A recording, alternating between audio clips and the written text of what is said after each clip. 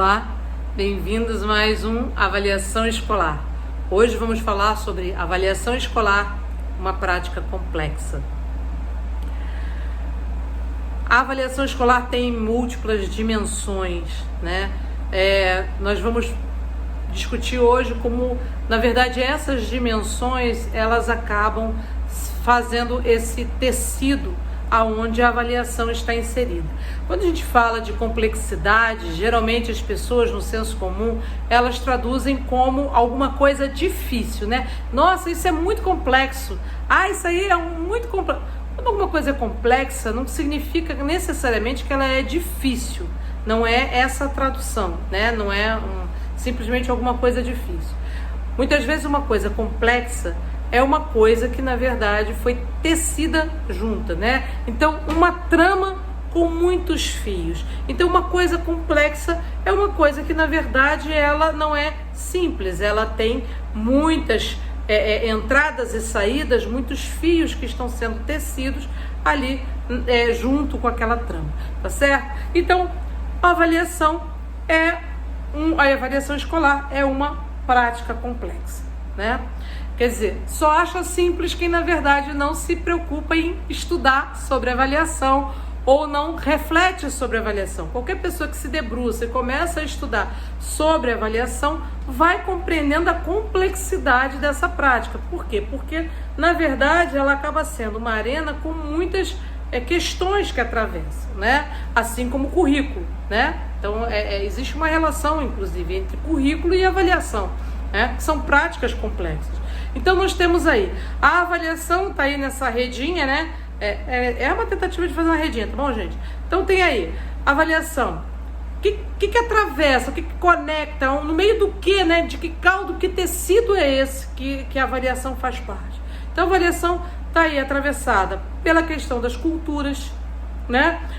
Das sociedades, dos currículos, dos corpos, dos saberes, dos sonhos, dos projetos, das alteridades, quer dizer, alteridades, né? Aquilo que é do outro, próprio do outro, mercado, poderes, violências. Então, tudo isso atravessa a questão da avaliação.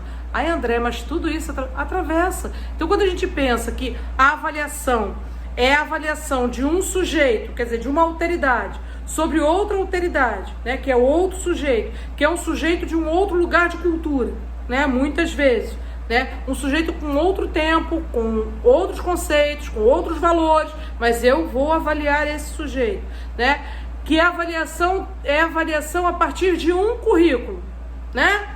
Que muitas vezes é esse currículo numa perspectiva homogeneizadora da sociedade, que ignora milhares de conhecimentos em detrimento de um, que foi escolhido muitas vezes, Deus sabe lá por quê, porque a gente nem sabe quem é que constrói esse currículo, né? E diz, não, mas isso é fundamental, isso é essencial. Essencial para quem? Fundamental para quem? Né? Por que determinadas coisas fazem parte do currículo e outras não? Quem escolheu? Mas André, vamos lá, vamos pensar aqui comigo um instantinho, rapidinho. Nós somos um país da América Latina, não é verdade? Das Américas, né? Nós somos um país do continente americano. Por que a gente sabe mais sobre a história da Europa do que da história do continente americano? Isso é uma escolha curricular, eurocêntrica, né? O nosso currículo de história, ele é essencialmente um currículo, né, baseado na história da Europa em relação a gente. Ele não é um currículo, né, que pensa esse país a partir do seu lugar na América, né? A gente sabe quem foi Napoleão Bonaparte, mas a gente ignora quem foi Simão Bolívar, né? Vocês lembram de ter estudado isso em algum momento da vida de vocês? Não, né? Pois é. Então, nós sabemos muito mais sobre o Egito, sobre a Grécia, sobre Roma, do que nós sabemos, por exemplo, sobre os Incas, os Astecas e os Maias. Civilizações muito avançadas e muito complexas. Tudo bem, matavam gente. Tinha isso, né? Mas os romanos também, né? Então nós temos escolhas curriculares que são feitas, né? Por que elas são feitas? Porque são relações de poder. São relações de poder. São relações culturais, né? Quando eu falo é um currículo eurocêntrico, isso é uma relação cultural.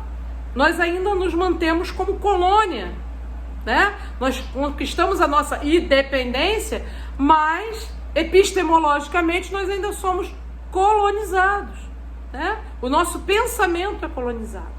É colonizado através de um currículo. E esse currículo se materializa através de uma avaliação que diz: isto é o importante, é isto que você precisa aprender, tá certo? Então, corpos, né? Como a avaliação, por exemplo, ela está atravessada ainda por aquela questão que nós vimos lá atrás, né, no breve histórico, dessa questão do controle de comportamentos. E aí eu vou trabalhar numa escola pública, com as classes populares, com meninos que têm outra relação com os próprios corpos, que têm outra relação com o próprio espaço, né? E aí eu espero deles, né, um comportamento que eu tive, né, porque eu era de uma outra geração ou porque eu era de um outro espaço, e isso causa um ruído. E aí a minha avaliação sobre aquele sujeito é que ele não tem cultura, ele não tem educação, ele é um sujeito que não, né? O outro, principalmente o outro negro, pobre, ele é sempre o sujeito do não. Ele não tem, ele não serve, ele não se ajusta, ele não se adapta, ele não isso. A avaliação sobre esse sujeito é sempre desse lugar. Então, a avaliação está sempre atravessada por preconceito, pelo nosso olhar de classe, tá? Então, está atravessada pelo mercado. O que o mercado quer do profissional, né? O que o mercado muitas vezes dita. A gente tem assistido aí, por exemplo, o mercado ditando currículo, inventando currículo, currículos inventados, né?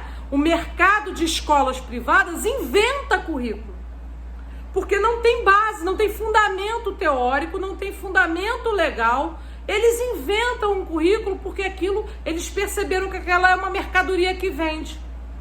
E aí o pai, sendo leigo, diz assim: eu quero que meu filho aprenda isso, isso e isso, que a escola tem que ser assim, assim, assim. E aí eu vou lá, me interessa o cliente, eu vou lá e vendo, né? Quantas coisas são vendidas, né?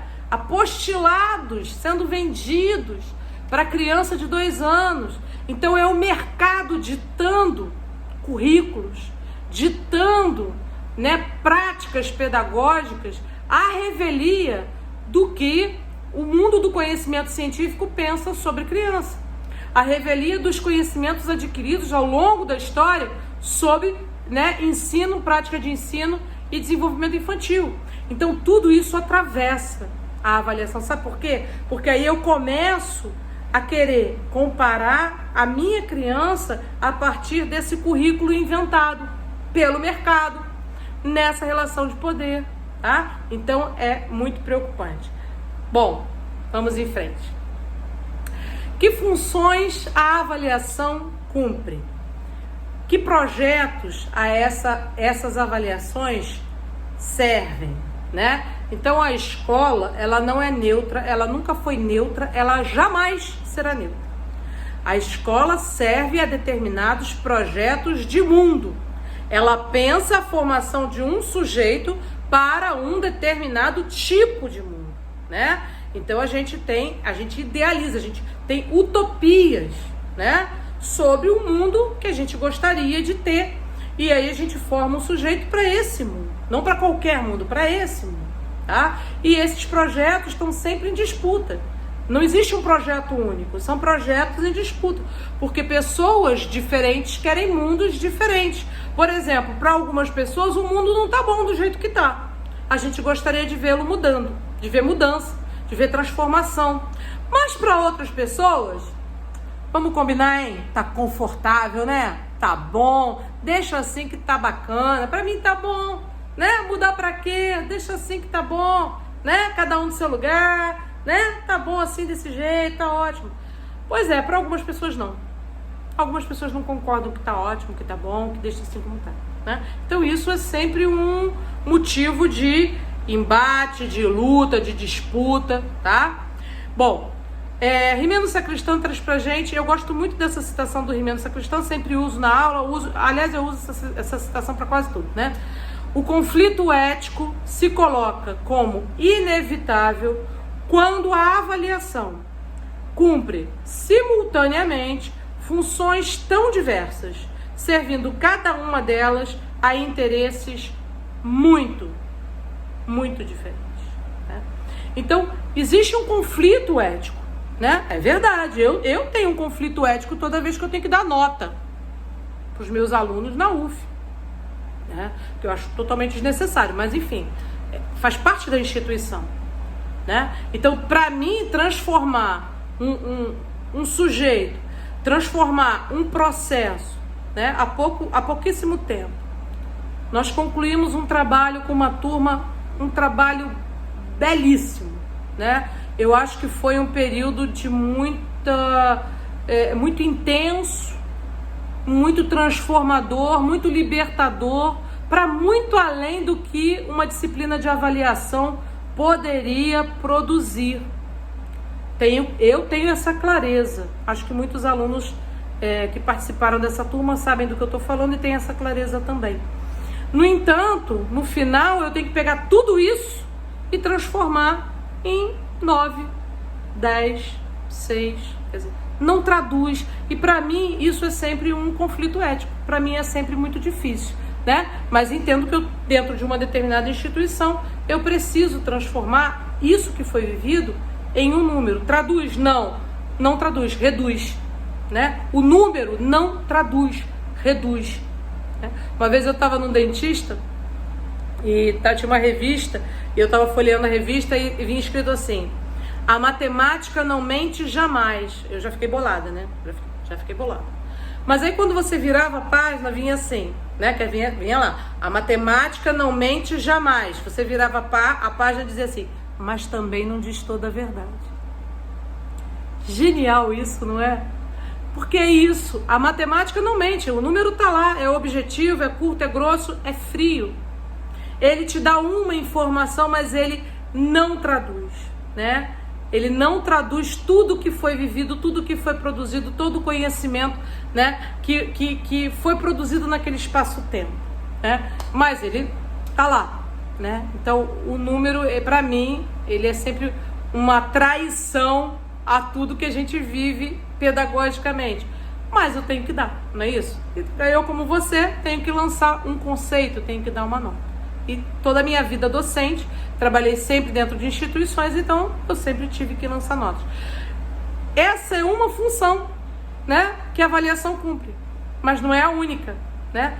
E aí a minha preocupação sempre foi como é que concilia essas duas avaliações? Como é que eu faço para conciliar, né, chegar a um bom termo essas duas avaliações? Então, quem é professor e se preocupa com a avaliação, tem essa preocupação, tem essa reflexão, né? Como é que eu faço a avaliação significativa, uma avaliação potente, uma avaliação, né, que construa e ao mesmo tempo ajusto, adequo, sei lá qual é a palavra, a essa avaliação institucional. Bom, existem, mas para algumas pessoas isso está muito tranquilo. Porque para algumas pessoas, o projeto de mundo faz com que a avaliação desse projeto de mundo seja muito, muito fácil transformar uma pessoa numa nota e colocar ela numa escala de valor. Para algumas pessoas isso é bem simples, tá?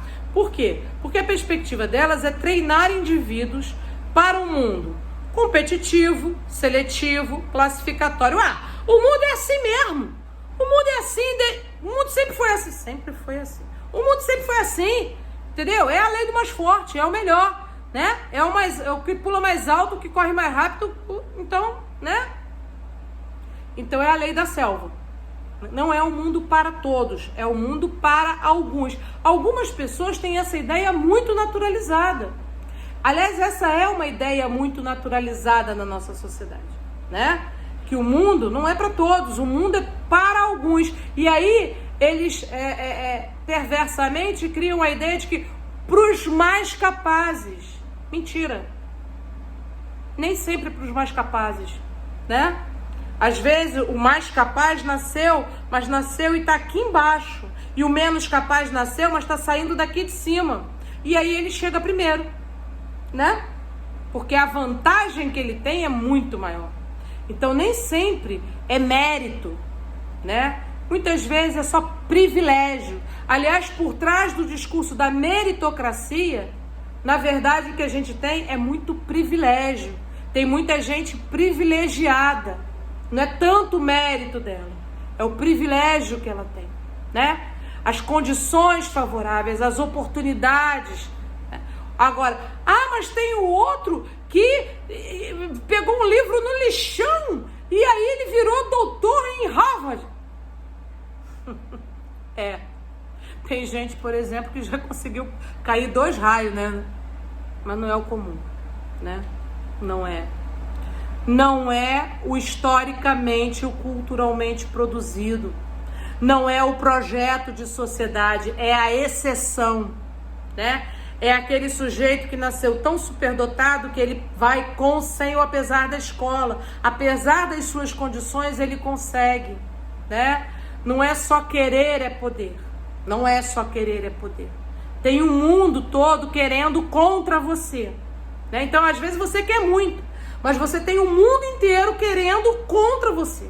Querendo que você fracasse, querendo que você não consiga, né? Então, o outro, a favor dele, ele quer muito, mas a favor dele tem o mundo todo querendo também, torcendo também. Então, são realidades bem distintas, né? Mas, nos discursos meritocráticos, né? O mundo é assim, competitivo, seletivo, classificatório. Uma outra perspectiva desse universo é que o mundo é uniforme, homogêneo e monocultural, né? Então, eu sou, né, a semelhança, eu sou o padrão, né? E fora o meu espelho, tudo é fora do padrão, né? E fora do padrão é ruim, fora do padrão é errado, tá? Muita gente nessa perspectiva, não é? Infelizmente, hoje, ainda tem muita gente nessa perspectiva, né? Só a minha religião é a verdadeira, só a minha aparência é a adequada, só a minha linguagem é a que serve, só o meu conhecimento é que é o conhecimento significativo e digno, só o meu diploma é o que vale, né? Só eu, quer dizer, é um sujeito bem egocêntrico, né? Só existe ele no mundo e o resto que corra atrás para ser a sua imagem e semelhança. As informações são parciais e fragmentadas. As lógicas são únicas, interpretações únicas, verdades únicas, né? Então, quem vive nessa perspectiva de mundo, vive com esses antolhos, né? Ele só consegue olhar para o mundo, para o espelho, já falei. Ele é muito narcisista, ele só olha para o mundo através do próprio espelho. Tudo que não é espelho, diz Caetano, Narciso acha feio o que não é espelho. Pois é, essas pessoas acham feio o que não é espelho, tá? A verdade, isso é importante, a forma prevalece sobre o conteúdo. Por quê? Porque é mais importante, né, o ajuste, né, o adestramento, a adequação à minha vontade do que o conhecimento em si. Então não basta o meu aluno saber, ele tem que saber como eu quero que ele saiba. Ele tem que me dar a resposta como eu quero que ela seja dada e não como ele interpretou e às vezes deu uma resposta muito melhor, né, muito mais completa, uma resposta muito mais inteligente, muito mais criativa, mas não me serve, né? Porque eu não quero mais inteligente, eu não quero mais criativo. Eu quero aquele que se ajuste, que se adeque. Eu quero aquele que seja subordinado ao meu poder, certo? Então eu quero apenas que ele reproduza, né? Que ele regurgite aquilo que eu faço ele engolir, tá certo? O conhecimento não tem o valor em si, reificado, né? Coisificado, reificar, coisificar. É um objeto, uma mercadoria, assim como o indivíduo, né? Então, num universo capitalista, no universo, né, de mercado, de lógica do mercado, né, o mercado treina indivíduos para um mundo onde o conhecimento é só uma moeda de troca. E, mais cedo ou mais tarde, o sujeito também vira apenas uma moeda de troca. Que, como nós vemos com o tempo, é descartado e substituído por uma moeda mais nova e mais barata, tá? Bom, outra perspectiva de outro mundo é formar sujeitos para o mundo cooperativo, solidário e includente. Então, sai a classificação, sai a competição, sai a exclusão e a gente trabalha numa perspectiva de cooperação. Nada de criança botando estojo assim para outra não ver o que está fazendo, né? Nada de incentivar a competição entre os alunos, mas a colaboração, né? O fazer junto, o pensar junto, o construir junto, né? Onde a diferença não é deficiência. Isso é um conceito muito difícil da gente superar, né? Que o fato de eu ser diferente, de eu ter saberes diferentes, habilidades diferentes, não me faz menor que você, me faz só diferente, né? O fato de ser diferente não significa ser menos, né? Não significa ser deficiente, né? Eu só sou deficiente na sua perspectiva. Quer dizer, a minha imagem não se compara à sua imagem projetada em mim, né? Eu não sou seu espelho. Mas não é porque eu não sou seu espelho que eu não sirvo. Não é porque eu não sou seu espelho que eu não sei. Eu só não sou seu espelho, né? Diversidade e pluralidade cultural, né? Quer dizer, compreender que o mundo é heterogêneo, o mundo é diverso. Nós temos muitas culturas, nós produzimos conhecimentos diferentes, tá? Lógicas são diversas, são diferentes as interpretações possíveis, tá? A escola tem mania de trabalhar com qual é a interpretação correta. Existem muitas interpretações possíveis, tá? E a escola às vezes quer trabalhar. Quem trabalha com a verdade única, com a interpretação única, desconhece as verdades, né? As outras leituras possíveis. Não é leitura absurda, né? Porque existem... mas existe. A gente vê na internet hoje aos montes. Gente que não sabe interpretar. Não sabe interpretar, mamãe foi à feira. Não sabe, né? Você escreve lá, mamãe foi à feira, a pessoa pergunta, onde foi mamãe? Mamãe foi aonde? Quem foi à feira? Né? Tá complicada a interpretação, mas é mais a pressa da leitura do que, na verdade, a capacidade de interpretação. As pessoas estão com muita pressa, né, de ler e responder, ao invés de parar e pensar no que está lendo. E isso tem comprometido bastante a interpretação. Então, isso nós temos que trabalhar com nossas crianças, né? A atenção, a reflexão sobre o que está lendo. Agora, que só existe uma interpretação possível? Não, existem muitas, tá? Inclusive, quando a gente vai ao cinema, a gente vê que pessoas diferentes têm percepções diferentes do mesmo filme, da mesma peça, do mesmo personagem, da mesma história, né? Até hoje se discute se Capitu, né, traiu ou não traiu, então interpretações, tem até tese, viu, gente? Tem tese de doutorado discutindo isso aí. Capitu, afinal, traiu ou não traiu? Ué, gente, depende da interpretação de cada um, tá certo? Então, tem gente que faz teses defendendo determinada interpretação. Não existe uma interpretação única. Conteúdo e forma são indissociáveis. A forma como eu ensino, né, também é conteúdo. Já disse isso aqui, né? Que conteúdo escolar não é apenas o conceito. Conteúdo escolar também é a forma, né? São os procedimentos, a forma como eu ensino. E principalmente para que eu ensino, as atitudes que eu tenho diante do conhecimento, também é conteúdo escolar, tá certo? Então eu posso ter o mesmo conceito, né? Então, por exemplo, eu domino o conceito de enriquecimento de urânio, né? Eu tenho todo o procedimento e protocolo para fazer isso. Mas qual é a diferença? A minha atitude. Porque dependendo da minha atitude, eu construo uma energia chamada energia limpa, ou eu produzo uma bomba. Depende da minha atitude, né? Então, mesmo conhecimento, ele pode estar a serviço, né, de atitudes muito, de valores e de éticas muito diferentes. E isso é conteúdo escolar, né? Quando eu ensino alguma coisa para o meu aluno, eu tenho que também ensinar para ele uma ética do conhecimento. O que eu posso contribuir com o mundo e com a sociedade com esse conhecimento, tá bom? O conhecimento é um valor em si, né? produzido no encontro, quer dizer, ele deixa de ser um valor reificado e o conhecimento passa a ser um valor nele mesmo, tá? Produzido no encontro entre sujeitos de diferentes saberes, tá? Então, qual a função da avaliação na educação escolar?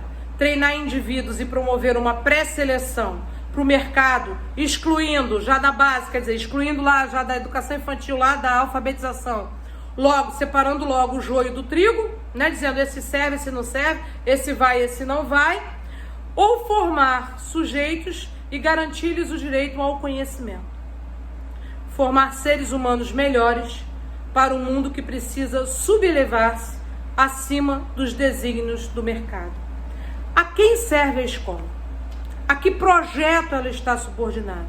E o que esse projeto vem historicamente produzindo? Então essa é uma reflexão que cada professor tem que fazer. O projeto de escola a qual eu sirvo vem produzindo que tipo de gente? Que tipo de mundo? Né? Que tipo de sociedade? O que eu venho contribuindo, né? Ou não venho contribuindo, tá bom? Bom, é possível avaliar? Pergunta, é possível avaliar? Será que dá para avaliar? É possível avaliar o outro sem o outro? É possível avaliar o outro que se desconhece? Avaliar, emitir um juízo de valor sobre o que o outro sabe, mas eu desconheço esse outro. É possível? Quem são os sujeitos transmutados em números? O que realmente eles sabem? E o que eles precisam saber? Quem define? Sujeitos da avaliação: professores, alunos, culturas, valores. O que realmente se busca regular, ajustar? E o que se invisibiliza nessas práticas, né? O que some, o que desaparece. Que sujeitos pretende formar e que projeto de mundo se produz com as avaliações monoculturais e universalistas? São perguntas que eu vou deixar para vocês pensarem, refletirem. Vão lá na bibliografia, leiam Maria Teresa Esteban, pensem sobre isso. Pensem sobre essas questões. Bom, tem coisa pra caramba, então hoje eu vou ficando por aqui. Eu fiz bastante questões, bastante perguntas, né? Eu acho que vocês sabem onde eu quero chegar com essas perguntas, que é realmente nós termos uma reflexão e uma proposição crítica diante de uma prática que está automatizada na escola. Ela é uma prática que foi colocada no campo da burocracia, né? Então, quando uma prática é colocada no campo da burocracia, ela perde a sua essência, a sua identidade. Ela perde, inclusive, parte da sua essência. Então, o que é avaliar? Né? Para que se avalia?